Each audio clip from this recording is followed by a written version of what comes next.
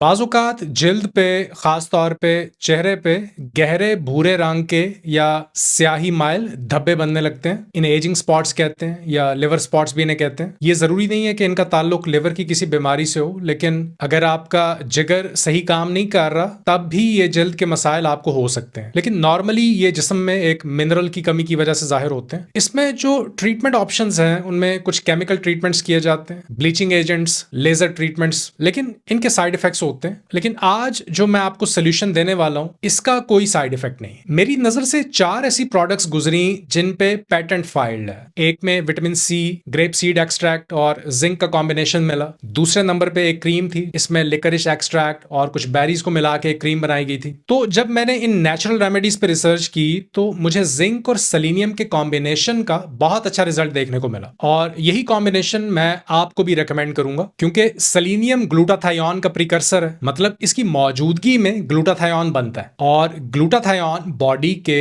सबसे powerful antioxidants में से एक है। ये दोनों ऑक्सीडेटिव स्ट्रेस को कम करते हैं, और यही वो चीज है जो एक्चुअली ये मसला पैदा कर रही है।